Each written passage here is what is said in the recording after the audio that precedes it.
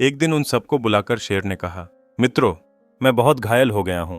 फिर भी यदि कोई शिकार तुम मेरे पास तक ले जाओ तो मैं उसको मारकर तुम्हारे पेट भरने योग्य मांस अवश्य तुझे दे दूंगा। शेर की बात सुनकर चारों अनुचर ऐसे शिकार की खोज में लग गए, किंतु कोई फल न निकला। तब कौवे और गीदड़ में मंत्रणा हुई। गीदड़ ने कहा, काकाराज, अब इधर उधर भटकने का क्या लाभ, क्यों न इस ऊंट क्रथनक को मारकर ही भूख मिटाएं। कौवा ने कहा, तुम्हारी बात तो ठीक है, किंतु स्वामी ने उसे अभय वचन दिया हुआ है। गीदड़ ने कहा, मैं ऐसा उपाय करूंगा जिससे स्वामी उसे मारने को तैयार हो जाएं। आप यहीं रहें, मैं स्वयं जाकर स्वामी से निवेदन करता हूं। गीदड़ तब शेर के पास जाकर कहा, स्वामी, हमने सारा जंगल छान मारा है, किंतु कोई भी पशु हाथ नहीं आया। अब तो हम सभी इतने भूखे प्यासे हो गए हैं कि एक कदम आगे नहीं चला जाता। आपकी भी दशा ऐसी ही है। आज्ञा दें तो क्रथनक को ही मारकर उससे भूख शांत की जाए। गीदड़ की बात सुनकर शेर ने क्रोध से कहा, पापी, आगे कभी यह बात मुख से निकाली तो उसी क्षण तेरे प्राण ले लूंगा। जानता नहीं कि उसे मैंने अभय वचन दिया है। गीदड़ ने कहा, स्वामी, मैं आपको वचन भंग के लिए नहीं कह रहा। आप उसका स्वयं वध न कीजिए, किंतु यदि वही स्वयं आपकी सेवा में प्राणों की भेंट लेकर आए तब तो उसके वध में कोई दोष नहीं है। यदि वह ऐसा नहीं करेगा तो हम में से सभी आपकी सेवा में अपने शरीर की भेंट लेकर आपकी भूख शांत करने के लिए आएंगे। जो प्राण स्वामी के काम न आए उनका क्या उपयोग। स्वामी के नष्ट होने पर अनुचर स्वयं नष्ट हो जाते हैं। स्वामी की रक्षा करना उनका धर्म है। मद्रोत्कट शेर ने कहा, यदि तुम्हारा यही विश्वास है तो मुझे इसमें कोई आपत्ति नहीं। शेर से आश्वासन पाकर गीदड़ अपने अन्य अनुचर साथियों के पास आया और उन्हें लेकर फिर शेर के सामने उपस्थित हो गया। वे सब अपने शरीर के दान से स्वामी की भूख शांत करने आए थे। गीदड़ ने कहा, शेर शेष सब पशुओं को छोड़कर ऊंट को ही मारेगा। सबसे पहले कौवे ने शेर के सामने जाकर कहा, स्वामी, मुझे खाकर अपनी जान बचाइए जिससे मुझे स्वर्ग मिले। स्वामी के लिए प्राण देने वाला स्वर्ग जाता है, वह अमर हो जाता है। गीदड़ ने कौवे से कहा, अरे कौवे, तू इतना छोटा है कि तेरे खाने से स्वामी की भूख बिल्कुल शांत नहीं होगी। तेरे शरीर में मांस ही कितना है जो कोई खाएगा।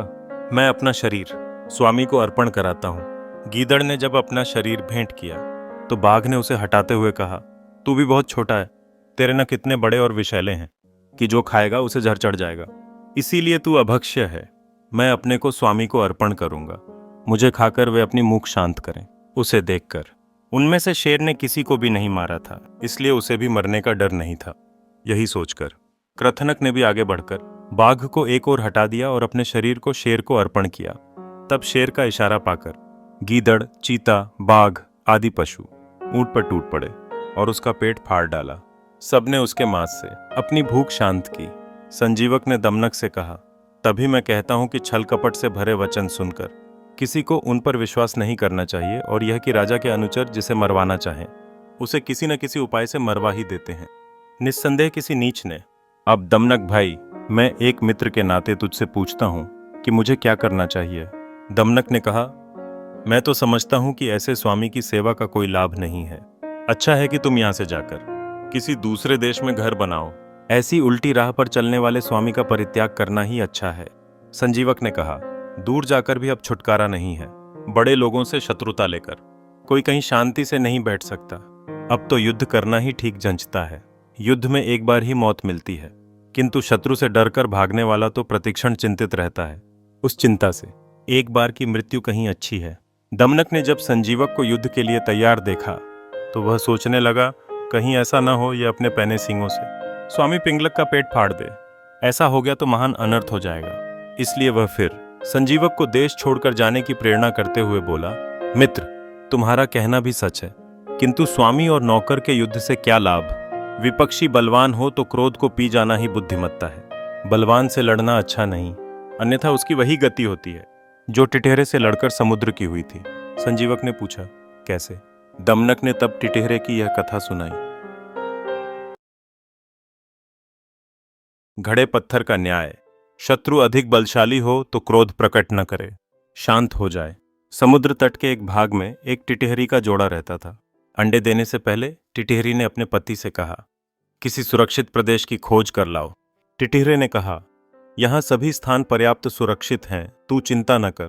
टिटेहरी बोली, समुद्र में जब ज्वार आता है तो उसकी लहरें मतवाले हाथी को भी खींचकर ले जाती हैं, इसलिए हमें इन लहरों से दूर कोई स्थान देख रखना चाहिए।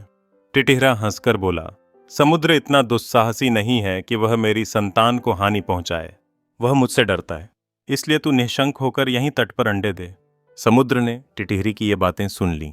उसने सोचा, यह टिटिहरा बहुत अभिमानी है, आकाश की ओर टांगें करके भी इसीलिए सोता है कि गिरते हुए आकाश को थाम लेगा। उसका अभिमान भंग होना चाहिए। यह सोचकर ज्वार आने पर उसने टिटिहरी के अंडों को लहरों में बहा दिया।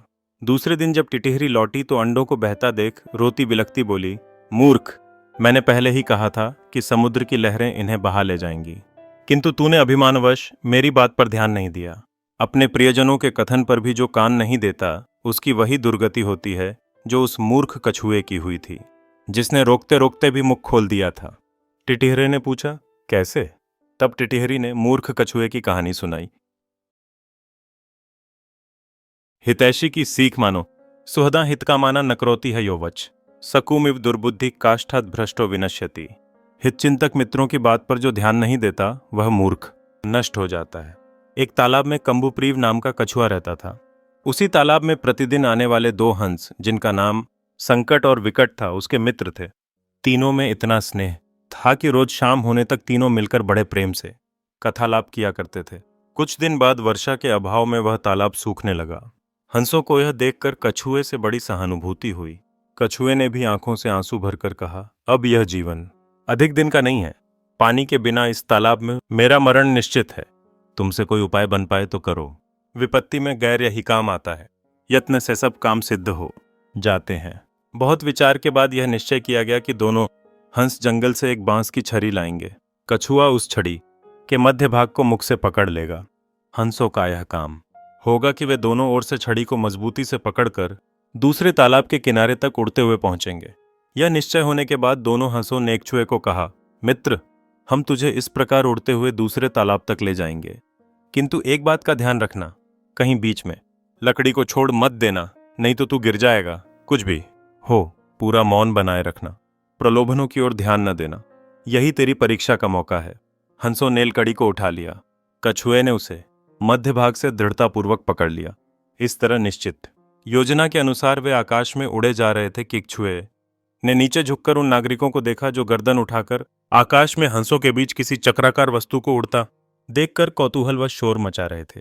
उस शोर को सुनकर कंबुग्रीव से नहीं रहा गया। वह बोल उठाए, रे ये शोर कैसा है? यह कहने के लिए मुंह खोलने के साथ ही कछुए के मुख से लकड़ी की छड़ छूट गई और कछुआ जब नीचे गिरा तो लोगों ने उसकी बोटी बोटी कर डाली। टिटिहरी ने यह कहानी सुनाकर कहा, इसीलिए मैं कहती हूं कि अपने हित चिंतकों की राय पर न चलने वाला व्यक्ति नष्ट हो जाता है।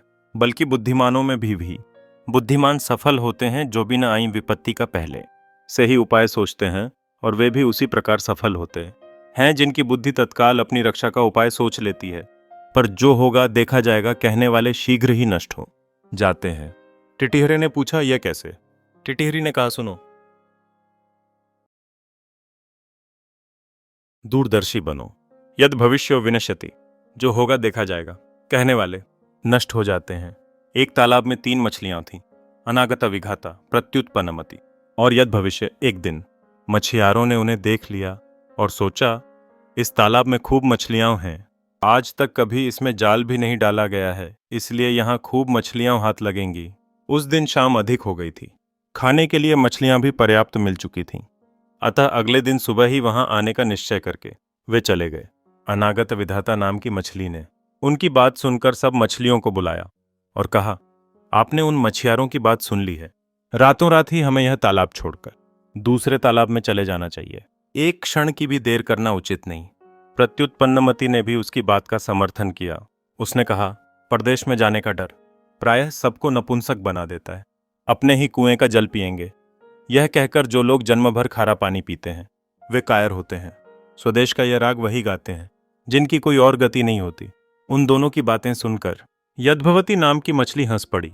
उसने कहा, किसी राह जाते आदमी के वचन मात्र से डरकर हम अपने पूर्वजों के देश को नहीं छोड़ सकते। दैव अनुकूल होगा तो हम यहाँ भी सुरक्षित रहेंगे, प्रतिकूल होगा तो अन्यत्र जाकर भी किसी के जाल में फंस जाएंगे। मैं तो नहीं जाती, तुम्हें जाना हो तो जाओ। उसका आग्रह देखकर अनागत विधाता और प्रत्युत्पन्नमति दोनों सपरिवार पास के तालाब में चली गईं। यद भविष्य अपने परिवार के साथ उसी तालाब में रही। अगले दिन सुबह मछियारों ने उस तालाब में जाल फैलाया। और सब मछलियों को पकड़ लिया। इसलिए मैं कहती हूँ, जो होगा देखा जाएगा की नीति विनाश की ओर ले जाती है। हमें प्रत्येक विपत्ति का उचित उपाय करना चाहिए। यह बात सुनकर टिटिहरे ने टिटिहरी से कहा, मैं यद भविष्य जैसा मूर्ख और निष्कर्म नहीं हूं। मेरी बुद्धि का चमत्कार देखती जा। मैं अभी अपनी चोंच से पानी बाहर निकालकर समुद्र को सुखा देता हूं। टिटिहरी बोली, समुद्र के साथ तेरा बैर तुझे शोभा नहीं देता। इस पर क्रोध करने से क्या लाभ। अपनी शक्ति देखकर हमें किसी से बैर करना चाहिए, नहीं तो आग में जलने वाले पतंगे जैसी गति होगी। टिटिहरा फिर भी अपनी चोंच से समुद्र को सुखा डालने की डींगे मारता रहा। तब टिटिहरी ने फिर उसे मना करते हुए कहा, जिस समुद्र को गंगा यमुना जैसी सैकड़ों नदियां निरंतर पानी से भर रही हैं, उसे तू अपनी बूंद भर उठाने वाली चोंच से कैसे खाली कर देगा। टिटिहरा तब भी अपने हठ पर तुला रहा। तब टिटिहरी ने कहा, यदि तूने समुद्र को सुखाने का हठ ही कर लिया है तो अन्य पक्षियों की भी सलाह लेकर काम कर। कई बार छोटे छोटे प्राणी मिलकर अपने से बहुत बड़े जीव को भी हरा देते हैं, जैसे चिड़िया, कटफोड़े और मेढक ने मिलकर हाथी को मार दिया था। टिटिहरे ने पूछा, कैसे। टिटिहरी ने तब